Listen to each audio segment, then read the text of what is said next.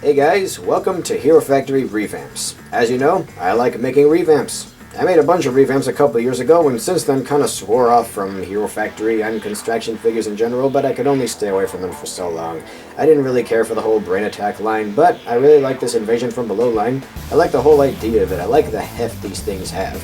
And I think they've put the bone ball shell sort of system that came up with the 2.0 line to better use than they ever have before. I think this is the kind of thing they should have done with it all along. And, well, I think most of these figures are pretty good, but I'm going to be changing them quite a bit.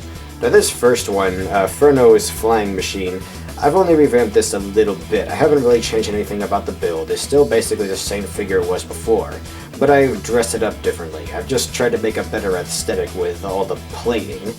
So let's take a closer look.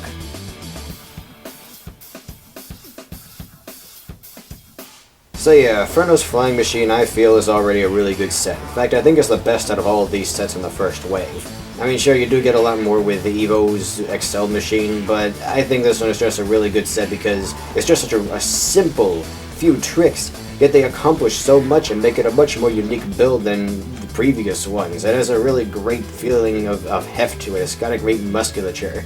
So I didn't really feel like changing all that much about it. I really just changed how he looks. I just beefed him up a bit with different plates. You may notice that I actually cheated in a few places, like here on the thighs. These red pieces, yeah, they aren't really red. They were yellow before, and I spray painted them red because they don't exist in that size. I tried using these larger pieces in those places, but yeah, I would have had to make the figure much taller and just kind of take away some of that hefty feeling, and it just kind of ruined the whole thing.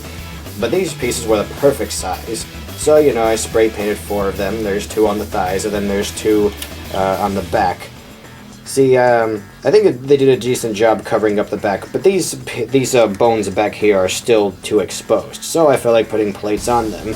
And yeah, I kind of screwed up with the spray painting here. It's a little gunked up near the ends, and at first I was going to spray paint another coat on them, but I actually think I really like it this way. I think it gives them more character. It gives those bits a more weathered look. Like, because of these turbines, these jet engines, the paint is coming off because there's always fire spewing back there.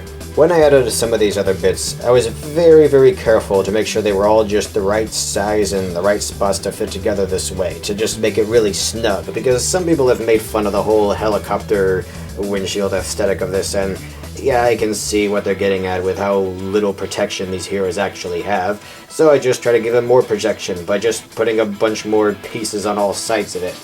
And I know it looks really chunky this way, but it doesn't really make the figure that stiff at all. You can actually move, like, pretty much all of these. Go. So you can just as easily take the figure out or put it back in if you want. I'm really pleased with how a lot of these fit together, because I thought that some parts would get in the way. I didn't know how well this piece as a cod piece would fit over the windshield, but they're a very similar shape, so it's actually very flush with that upper part. It fits really, really nicely. And I put this over here just because I didn't really like how that one ball joint was exposed. And I found that I could fit this extra piece here, and it's not another gun. You could just say that's a siren made to tell people to evacuate as this thing flies through the streets. Or maybe it sprays some kind of gunk that puts out fires, who knows? It could be whatever you want, just little things like that can add so much to a figure like this. Just a couple other little touches I felt I'd mention. I put these Technic, whatever you want to call them, on the ends of those just because I hate when little things are just sticking out like that. It was a problem with a lot of the later Bionicle Titans and whatnot, so I just felt like covering those up. It's such a simple thing, I don't know why they do it more often. As for the way this tank is clipped on, for some reason the instructions tell you to put it down a peg, and I just think that's so stupid because then it just wobbles around. I don't understand why they tell you to do that when moving it up a peg and keeping it in place is so easy. I don't understand why they would tell you to do it in a way that's just dumb, kind of. Also, I'm kind of surprised that these bits, they fit underneath the arms really, really well. I thought that surely they'd get in the way, or that if you bent the arms too far down, they'd come off, but no, they're okay. For those who are wondering, yes, I will be getting each of the other 6 heroes and making revamps of their machines. Their revamps will be a bit more extensive than this, though some of them will share similar builds and be divided into 3 weight classes generally. This is of the lowest weight class, which I decided to call the supporter mechs. these mechs don't really do that much damage on their own, they just sort of support the larger mechs, as their name implies. Doesn't mean that they aren't good for anything, or that they can't dish out any punishment. They can put up a good fight. They just can't take as many hits, or like be in a really big battle with the bigger, heavier monsters as some of the other mechs that I'll be making for characters like Stormer and Natalie. So yeah, this is a support mech, and it's of one of a few builds that I've decided to call the Raptor build. Not as in the actual dinosaur Velociraptor, I mean as in like a hawk or something, because you'd be surprised how many people call those sorts of birds raptors, and I think it's pretty cool. So yeah, as the name implies, it just sort of flies around the way, and I've decided to call this Furno's Gunner Machine. No, not just to make it sound cooler than, say, Flying Machine. I'm trying to really drive home that this sort of thing just isn't meant for close quarters combat. It's not made for a slugfest. It just sort of zips around and blasts things from afar. You know, supporting the bigger mechs and whatnot. And that's kind of what they were already going for with this thing in the official canon, with the official set, but I just felt like rolling with it a bit more. And as for this thing back here, it's not an incineration chamber or a capture pod that you put the spiders in. It's actually the fuel tank, which I know must seem really stupid because you'd think it would catch fire, but the idea is basically that it has a small force field that doesn't really take out concussive blasts, like if something shoots at it or actually hits it, it'll get scratched, it'll get dented, but it makes it very, very heat resistant. So, you know, it's not perfect, but it allows this thing to keep going on long trips, because this sort of thing does consume a lot of fuel very, very quickly, so, you know, in the long haul, it needs to carry that much.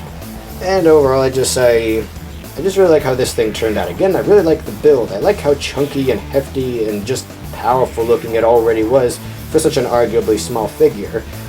But for the $15 that it cost, I just don't think it was worth it. But luckily I had a bunch of pieces lying around, and even made a few custom, you know, spray painted pieces and whatnot to go along with it. So, you know, I feel like, you know, this is the sort of thing that you should get for $15. This is what should be on the shelves. Or at least, you know, something along these lines. Because with the way the legs and whatnot were just so flimsy before, it just looked like a typical Hero Factory figure, and not like something really that new.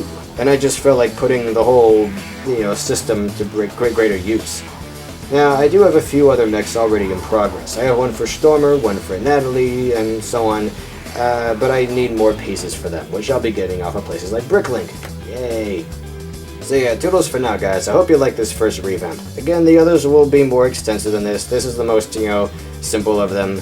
But, you know, it's just amazing how different you can make something look with just a few pieces placed differently.